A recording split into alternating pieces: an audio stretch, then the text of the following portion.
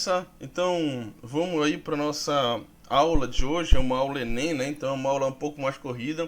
Eu espero que eu consiga chegar no objetivo, que é passar para vocês de maneira rápida, fácil, o conteúdo inicial do primeiro ano, que é citologia, né? E a gente vai tentar passar por todos os estágios da célula, membrana, citoplasma e núcleo, para que vocês entendam completamente e que fiquem na memória de vocês, né? Para que vocês consigam fazer uma boa prova em janeiro do Enem e, enfim, eu ver o rosto de vocês ali pregado nas universidades, beleza?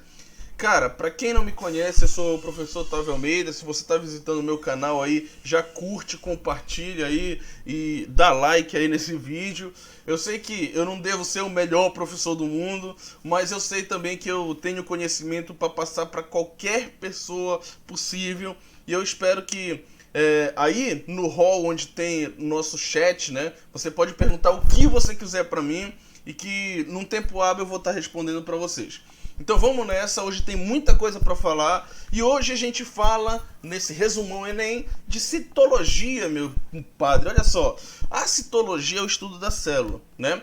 E a célula é uma unidade muito importante para a vida, por isso que ela é chamada, por isso que ela é conhecida de morfofisiológica, beleza? Ou seja, ela vai gerar forma do corpo dos organismos e vai gerar também função para esses organismos, por exemplo, a energia. O fato de você estar conseguindo enxergar esse vídeo aí, não tá conseguindo enxergar minha cara bonita, mas de qualquer maneira tu tá conseguindo enxergar o vídeo, né?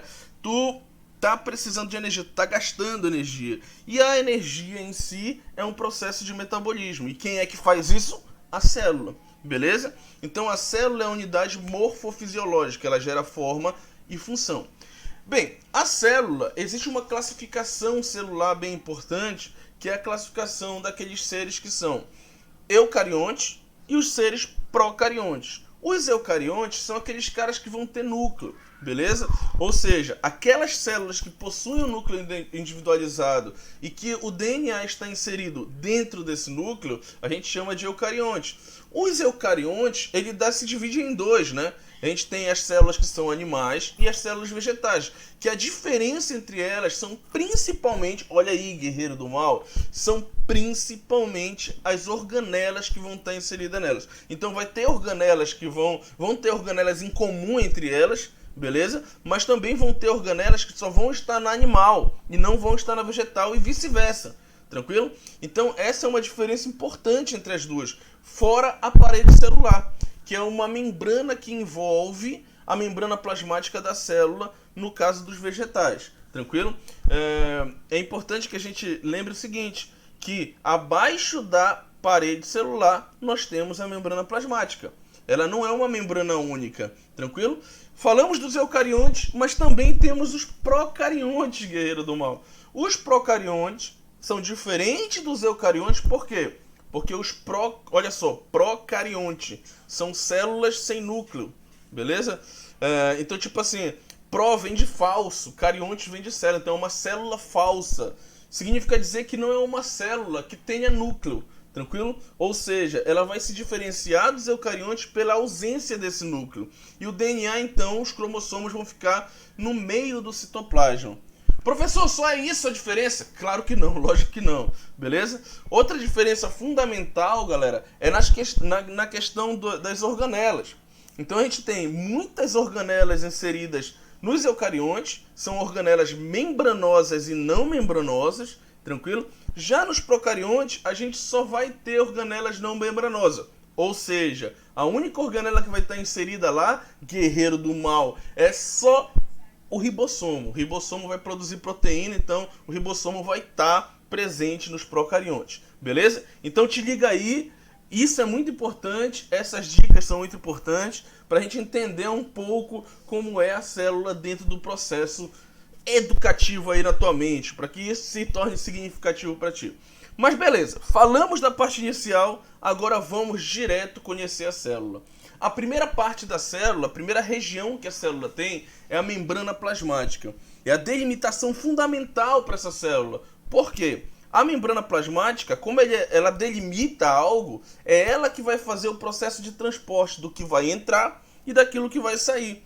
Tranquilo? Então por isso a gente chama a membrana plasmática de seletivamente permeável. Eu sei que só tá vendo a minha voz, guerreiro do mal, mas se tu tiver um caderno em mãos aí, anota essas palavras, pelo amor de Deus, tranquilo? Então seletivamente permeável, ela vai selecionar tudo aquilo que vai entrar e tudo aquilo que vai sair da célula. E ela é feita, galera, principalmente dessas estruturas aqui, ó, chamada de fosfolipídios. É um grupo de lipídios, beleza? Que vai ter fósforo.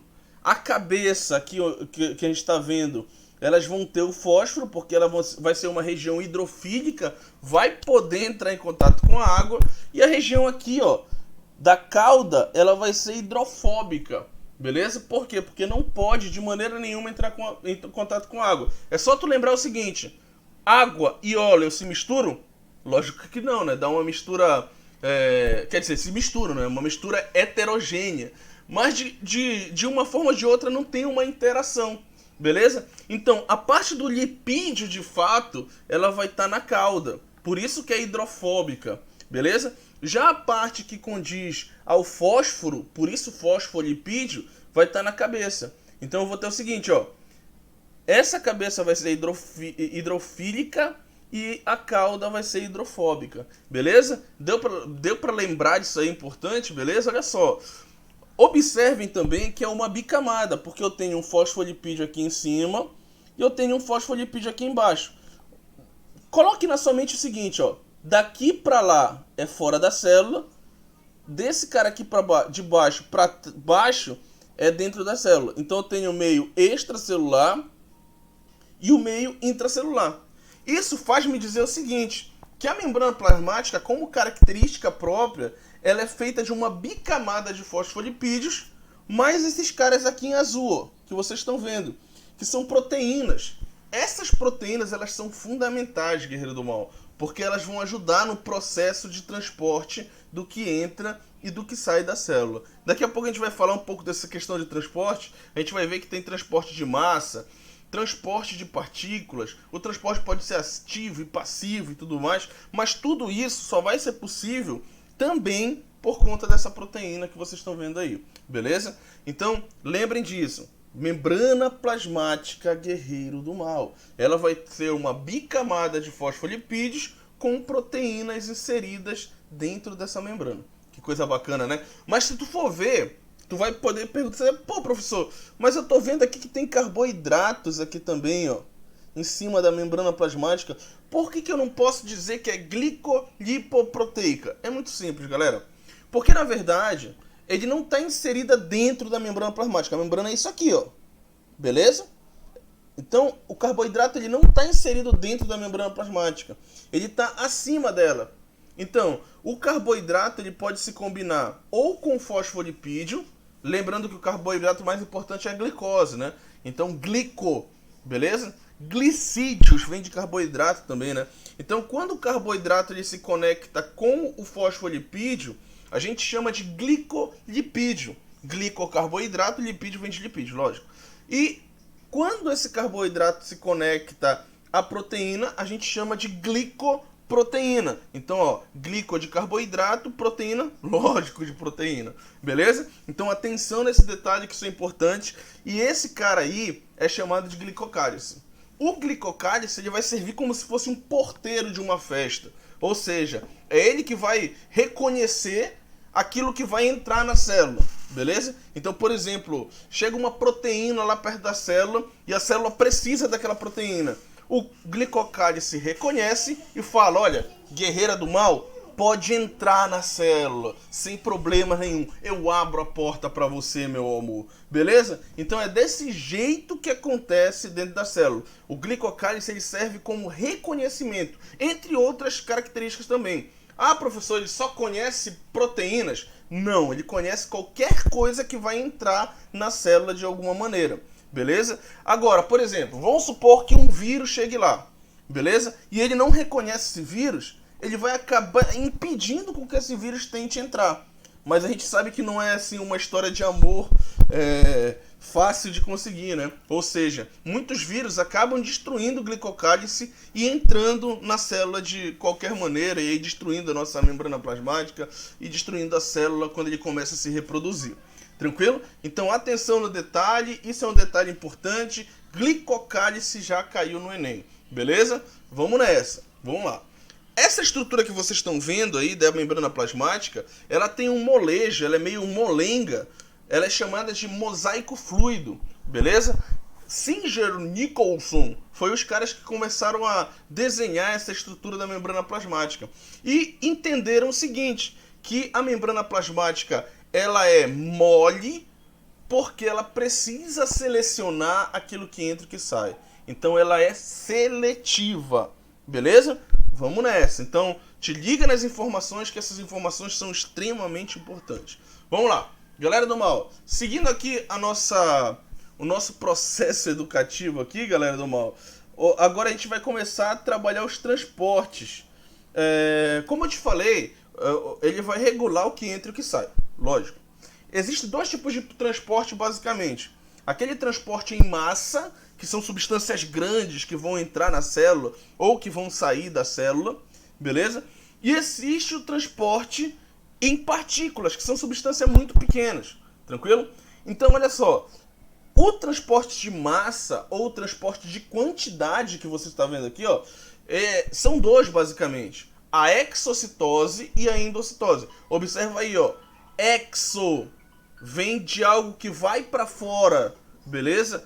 Endo é algo que vai entrar. Então eu vou ter o seguinte, ó, endocitose, substâncias que vão entrar na célula, exocitose, substâncias que vão sair da célula, tá certo? Então lembra disso, que isso é muito importante. Olha aqui, ó, exocitose, substâncias saindo. A vesícula, que tá cheia de substâncias, vai liberar, sei lá, vamos supor que seja uma enzima que vai sair daqui e vai ir para fora da célula. Agora observa aqui, ó. Vamos supor que seja um carboidrato grande, um polissacarídeo, um oligosacarídeo entrando na célula aqui, ó. Entrou na célula, uma vesícula, ela vai ser inserida e ela vai ser digerida lá dentro da célula. Então, ó, saída exocitose, entrada endocitose. Só que assim, a endocitose, ela ainda se divide em dois, tranquilo? Nós temos a pinocitose e a fagocitose. Fago vem de fagossomo. Pino vem de pinossomo. O que isso tem a ver? Bem, galera do mal, o que acontece é o seguinte, fagossomo é algo que é sólido e pinossomo é uma substância líquida. Então eu vou ter, ó, pinocitose, entrada de substâncias líquidas na célula, em soluções e tudo mais, e fagocitose, entrada de substâncias sólidas pela célula. Então, na fagocitose, a membrana plasmática, ela cria algumas projeções, como vocês estão vendo aqui, ó. Essas projeções são chamadas de pseudópodes, ou mais conhecido como falsos pés, beleza? Então ela acaba inserindo essa estrutura de pseudópode e agregando a substância que ela precisa para dentro da célula. Então isso é o que a gente chama de fagocitose. Então lembra, isso aqui é um transporte de massa, um transporte em quantidades grandes, tranquilo? E que isso fique bem claro na tua cabeça aí, tá bom? Vamos nessa. Só que assim, galera, existe também o transporte de partícula. Aqui eu tô colocando a osmose para ti, mas é só para você entender que para acontecer o transporte de partículas, a gente precisa lembrar um pouquinho de química.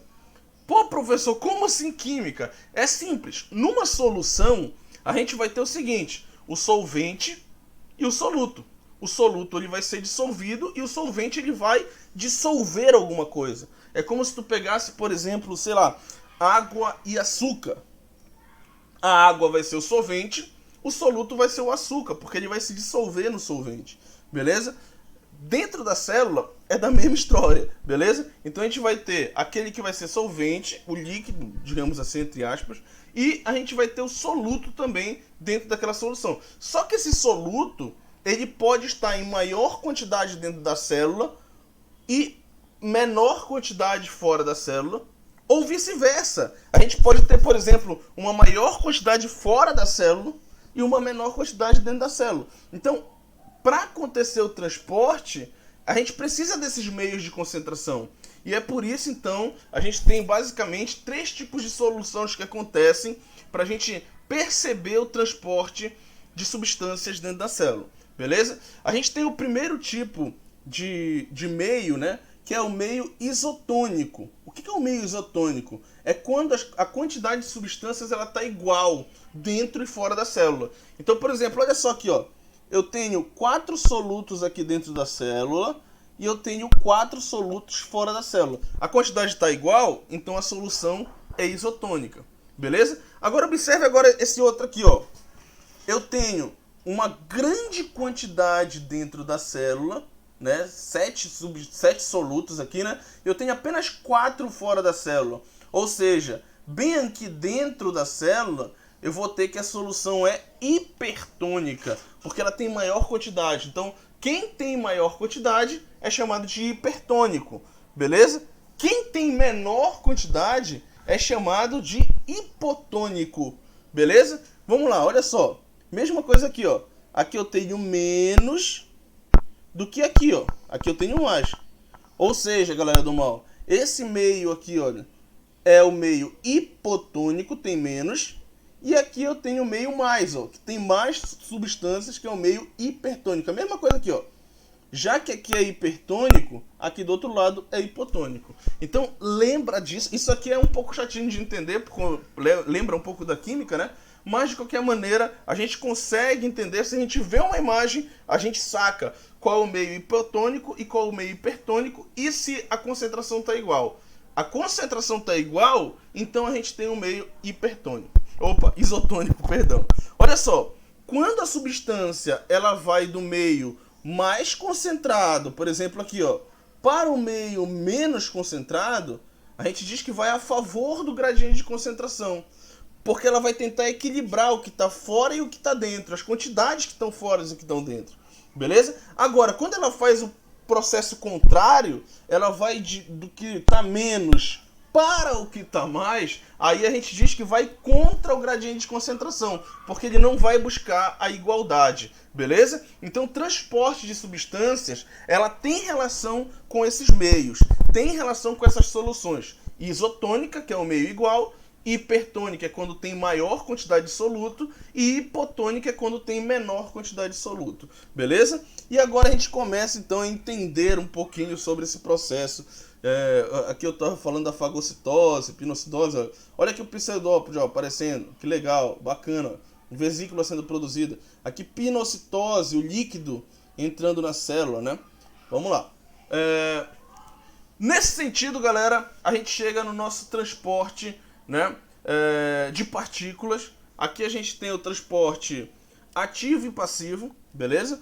O transporte ativo é aquele transporte que vai gastar energia para acontecer. Um exemplo clássico disso é a bomba de sódio e potássio. Lembrando que não existe só esse exemplo de transporte ativo, existem várias bombas que existem aí no nosso corpo, tá? Mas o mais famoso, sim, é a bomba de sódio e potássio, beleza?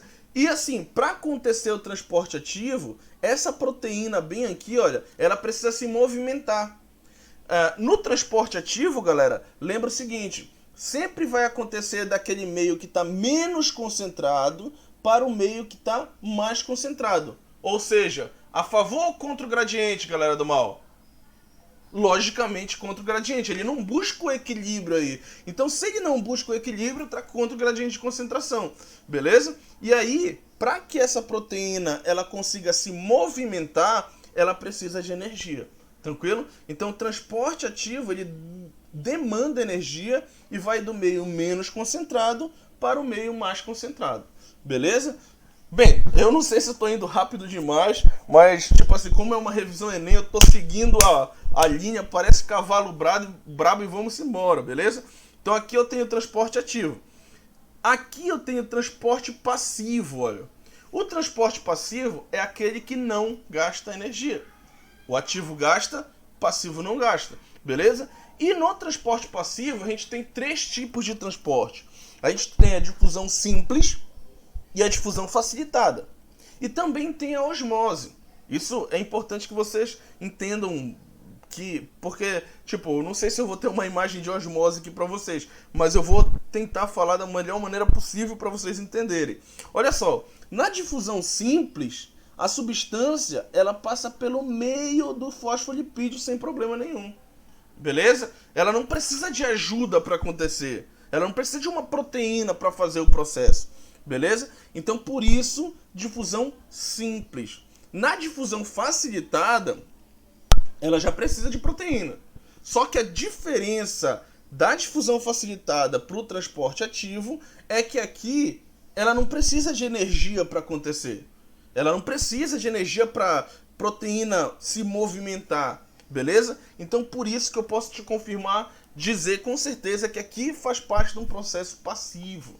Beleza? Então entenda, coloque isso na sua mente, que isso é muito importante também, essa diferença entre difusão facilitada e transporte ativo. Tem algumas pessoas que acabam confundindo isso aí. Outra diferença entre a difusão facilitada e o transporte ativo. Aqui no transporte ativo a gente tem contra o gradiente de concentração, galera do mal, vai do menos para o mais, tranquilo? E aqui, olha, ela vai do mais para o menos, ela tenta equilibrar. Tranquilo? Então aqui vai a favor do gradiente e no transporte ativo vai contra o gradiente de concentração. Tio! Tô falando até, parece meus alunos do 9º ano. Olha lá. A difusão simples, guerreiro do mal, ela também vai a favor do gradiente. Beleza? Então ela vai do mais para o menos. Beleza? Então ela tenta equilibrar. Agora, a osmose, deixa eu ver se eu tenho uma... Eu vou pegar aquela mesma... eu vou pegar esse esquema básico aqui que eu coloquei para vocês, tranquilo? A osmose já é um pouquinho diferente, porque a osmose, ela vai agir a partir das moléculas de água. Então, a osmose é o transporte de solvente, é o transporte de água pela membrana plasmática. Então, no caso, ela vai contra o gradiente. Ela vai do meio hipotônico, que tem menos, para o meio hipertônico, que tem mais. Então, no transporte passivo, ela é a única que vai fazer esse processo contrário aí, tá bom? Eu vou colocar uma videoaula para vocês, rapidinha, eu acho que outro dia, falando exclusivamente sobre osmose, porque tem algumas coisas importantes sobre osmose a se falar, beleza? No entanto, a difusão, como eu falei, pode ser simples ou facilitada, beleza? Facilitada precisa de uma proteína que não vai precisar de energia, e a difusão simples vai passar pelo meio da membrana plasmática. A difusão é a favor do gradiente de concentração, como eu falei para vocês, do mais para o menos. Osmose contra o gradiente de concentração, do menos para o mais, e o transporte ativo contra o gradiente de concentração, do menos para o mais também, beleza? Aqui eu te mostro aqui endocitose, fagocitose, endocitose, exocitose, né? Fagocitose, pinocitose. E, enfim, aqui tem um resumo geral do que a gente já começou a conversar, beleza? Vamos nessa, galera. Vamos embora, que a gente ainda tem algumas coisas para falar ainda na aula de hoje, beleza? Vamos chegar agora no citoplasma da célula. Grande citoplasma. Ó. O citoplasma é essa estrutura interna que vocês estão vendo aqui, ó. Tá certo? Ou seja, o citoplasma, ele produz um líquido, ele tem um líquido, beleza? Esse líquido é chamado de aloplasma, ou também conhecido como citosol, que vai ajudar as organelas a trabalharem. Ela vai gerar um meio para que essas organelas trabalhem, ok? Então, assim... Por isso que ela é tão importante, porque além de água, ela vai ter alguns eletrólitos que vão ajudar, por exemplo, na produção de energia. Quer ver um exemplo claro? A gente sabe que a mitocôndria produz energia, só que ela produz energia em forma de ATP. O ATP, para que ele seja realmente utilizado, ele precisa quebrar uma ligação e formar ADP mais fósforo, que a gente chama ADP mais Pi, beleza? Então o que acontece? Quando ele quebra, o ADP, que é ADP, adenosina difosfato, ele vai ficar no citoplasma lá esperando um outro fósforo para se juntar e produzir uma nova molécula de energia. Beleza? Isso acontece dentro da mitocôndria e também a gente pode observar isso no próprio citosol.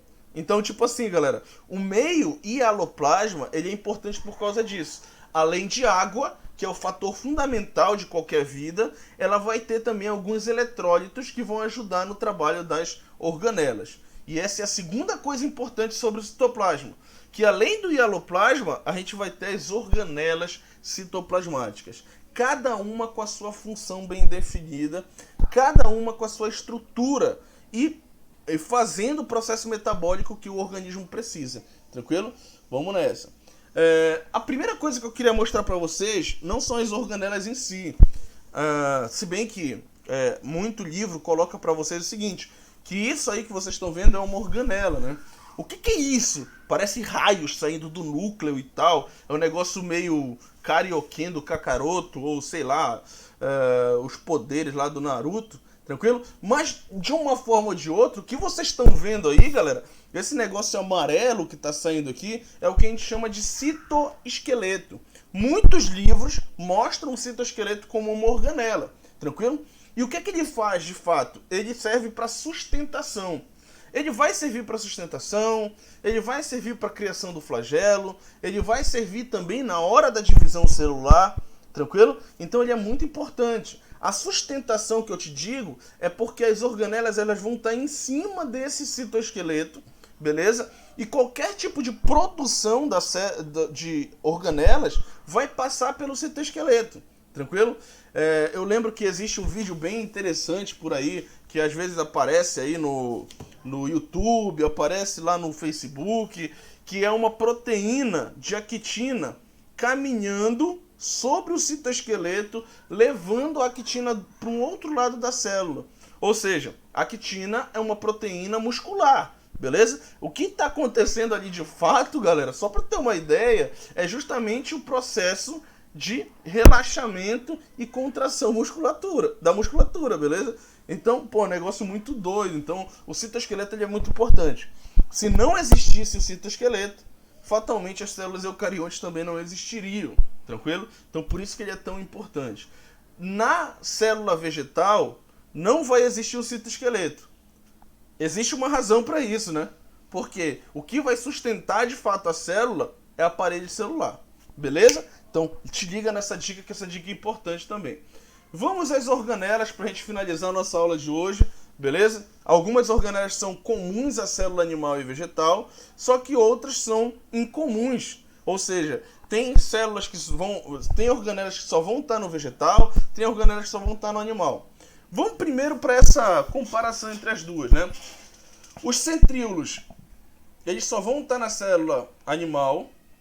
Os centríolos, eles são importantes porque eles ajudam no processo de divisão celular, beleza? Eles vão criar o que a gente chama de fibra do fuso acromático, tranquilo? As fibras do fuso acromático, elas vão segurar os cromossomos bem no centro da célula, num processo chamado metáfase, que a gente vai ver na próxima aula, beleza? E vai ajudar nesse procedimento, né? Por exemplo, da anáfase, quando quebra o cromossomo, que vai um para o lado, um para o outro, beleza? Então, assim, ela ajuda muito no processo de divisão.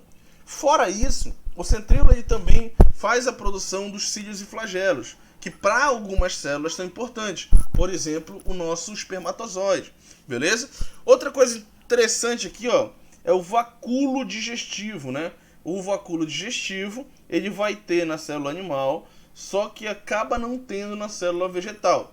Pode até ter um vacúolo lá, mas não é o vacúolo digestivo da célula animal. Que isso fique bem claro pra gente aí, pra gente não entender gato por lebre, tá? Então o que acontece é o seguinte, esse vacúolo vegetal aqui, ele é um vacúolo central, ele vai ajudar muito a célula vegetal, né? Ele pode ser conhecido também como vacúolo contrátil, né? E ele vai organizar a questão do fluido celular, ou seja, do líquido água dentro da célula, beleza? Aqui eu tenho o cloroplasto que só vai ser observado na célula vegetal. Por quê? Porque na verdade, senhores do mal, a célula vegetal ela é autótrofa, ela produz seu próprio alimento, ou seja, através da fotossíntese ela faz esse processo. E o cloroplasto ele é fundamental no processo de fotossíntese, coisa que aqui na célula animal tu não observa. Seria muito bom, né, se a gente tivesse cloroplasto. Asas à imaginação. Seria interessante, assim, tipo, meio-dia e tal, chegando da escola, chegando do trabalho, e o que aconteceria? Sol torando, todo mundo no meio da rua, nu, pegando o sol, ou seja, fazendo fotossíntese. É um negócio muito do mal, né, velho? Mas, logicamente, a gente não tem cloroplasto, a gente não faz fotossíntese e por isso a gente precisa comer. Nós somos seres heterótrofos, né? Bem, galera do mal, depois nós temos o núcleo, que é comum às duas, né? A gente vai ver essa estrutura chamada de nucleolo, que tá dentro do núcleo. O retículo endoplasmático liso e rugoso. O retículo endoplasmático rugoso, é muito interessante a gente entender que rugoso, ou granular, que também se fala, beleza? É na verdade porque eles têm dentro dele, eles têm ribossomos inseridos. Ou seja, a função do retículo endoplasmático rugoso é fundamentalmente produzir proteína para a célula por conta do ribossomo. Tranquilo? Já o liso, ele vai produzir principalmente lipídio. Ele também vai ajudar aí na produção dos hormônios, né, lipídicos que vai existir dentro do nosso corpo, principalmente sexuais, beleza? E então ele vai ajudar nesse processo aí, isso é importante também. Então, enquanto o rugoso ele produz proteína, o liso produz lipídio, tranquilo? Aqui embaixo nós temos o lisossomo. O lisossomo, ele é importante porque ele vai fazer o processo de digestão celular. Mais uma coisa que eu vou ter que pegar e dar uma aula sobre lisossomo para vocês exclusiva, porque tem algumas situações importantes no lisossomo, que a gente pode chamar de autofagia, né? E todas essas situações que acontecem com o lisossomo, elas são muito específicas e já caíram no Enem. Por isso que eu não vou abordar, porque essa aula é um pouquinho rápida, então eu vou seguir adiante para vocês. O citoesqueleto que eu falei para vocês, né? Nós temos a mitocôndria, que produz energia, né? Eu acabei citando para vocês, agora que eu lembrei, que não existia citoesqueleto na célula vegetal, né? Então, vamos cortar um pouquinho isso aí, porque assim, ele até existe, mas em quantidade menor do que na célula animal. Então eu quero pedir desculpa aí nesse sentido, tá bom? Vamos lá. Nesse sentido a gente tem a mitocôndria que produz energia, né? O citoplasma que a gente já sabe, o ribossomo que vai produzir proteínas, tranquilo? Lembrando que o ribossomo ele é produzido por um RNA que inicialmente a produção dele inicia lá no núcleo da célula, um negócio meio complexo. E a gente tem o complexo de Golgi, que é a organela que tem mais funções. O complexo de Golgi, ele vai servir para secreção, beleza? Ele vai liberar substâncias, ele vai transportar substâncias, todos dentro desses sacúlulos aí, beleza? E o mais importante, e existe uma outra fundamental importância dele, que é quanto ao espermatozoide. Ele vai produzir o que a gente chama de acrossoma do espermatozoide. O acrossoma, galera, é uma substância ácida que vai fazer com que o espermatozoide penetre no óvulo. Sem ele, não há fecundação, beleza? Então isso é importante também a gente definir e colocar para vocês. Então, ó, estamos chegando ao fim, chegamos aí no núcleo da célula. Como eu te falei, é uma lembrança do teu primeiro ano, não vou ficar parando e falando sobre algumas estruturas importantes, mas tipo assim, eu quero que vocês lembrem. Pegue o livro na casa de vocês, estude ou pesquise na internet e vão-se embora para estudar, tranquilo? Então olha só, galera, para a gente finalizar nós temos o núcleo celular. O núcleo celular ele é composto basicamente por uma membrana que é chamada de carioteca, tranquilo? A carioteca ela é também feita de fosfolipídio, assim como a gente viu da membrana plasmática, é uma bicamada também, beleza? Só que a diferença, guerreiro, é que a gente vai ter aqui, ó, alguns poros. A gente não vai ter proteínas para ajudar no transporte. Então, como não tem proteínas, ela acaba produzindo poros dentro da célula. Olha só, como está cheio de poros aqui, eu estava mostrando para cá já. Então, olha só, cheia de poros, né? Para comunicação do que está dentro do núcleo e do que está fora. Dentro do núcleo, a gente vai ter uma região que muita gente antigamente falava núcleo do núcleo. Isso não existe, tá bom? Existe uma região chamada de nucleolo, tranquilo? O nucleolo, ele vai organizar a produção de RNA ribossômico. Lembra que eu te falei que o ribossomo, ele era produzido inicialmente dentro do núcleo? Pois é, justamente por conta desse RNA ribossômico, tá certo?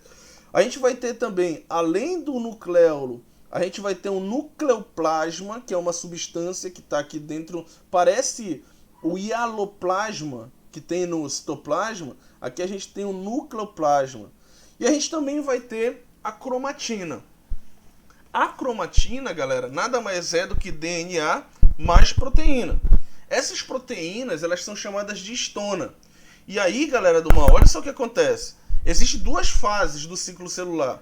A primeira, chamada de intérfase, e a segunda, chamada de fase M, que é a fase da divisão, que pode ser mitose ou meiose, tá certo? Então, olha só, na fase de intérfase, a célula se prepara para dividir. Então, o que é que acontece? Lá na fase da intérfase, a gente tem a cromatina, tranquilo? A cromatina ela vai se duplicar na fase S da intérfase, vai acontecer um bocado de coisa que a gente vai falar mais daqui a pouco. Mas na hora da divisão, essa cromatina, ela começa a se enrolar, tranquilo? Por que ela começa a se enrolar? Porque existem essas proteínas na cromatina, chamada de histona, que vai fazer com que esse DNA se enrole para formar esse cara aqui, ó, o cromossomo, beleza? Ou seja, durante a divisão, a gente observa cromossomo. Durante o período de intérfase, a gente observa a cromatina. Beleza? Então que isso fique bem claro para vocês. E quando a gente fala de cromossomo, galera, a gente tem que lembrar sobre a quantidade de cromossomos de cada ser vivo. Então cada ser vivo tem a sua própria quantidade de cromossomo. Então assim, galera, a gente vai ter, por exemplo, no ser humano, 46 cromossomos. 44 cromossomos produzem as características diversas do teu corpo. Só que 2 cromossomos, eles são de origem sexual. É o que vai definir se você vai ser macho ou fêmea. Beleza? Galera do mal, fechando com essa imagem interessante do núcleo aí. Eu espero que vocês estejam felizes por essa revisão. Eu espero que vocês estudem mais a partir de hoje. Para os meus alunos do Mário Quirino, um grande abraço. Beleza? Para quem não é meu aluno também, um grande abraço. Mas para os meus alunos do Mário Quirino, lembrem sempre que a gente tem o nosso grupo de WhatsApp, a gente vai se comunicar. E eu espero muito que vocês cheguem bem pro Enem e que vocês consigam uma vaga. E eu vou sempre lembrar isso para vocês a toda a videoaula da revisão do Enem que eu colocar para vocês. Então até mais, um abraço, valeu galera, até a próxima. Uma última coisa. Curta meu canal, velho. Se inscreve lá, beleza? Coloca o joinha aí e tal. Compartilha essa videoaula. De repente, alguém dos teus amigos pode precisar de uma aula de citologia. E como eu te falei, como essa é uma aula caráter Enem, então é uma aula revisional daquilo que tu já estudou no primeiro ano. Beleza? Então consciência, plenitude e até mais, galera. Um grande beijo, abraço. Valeu, fui!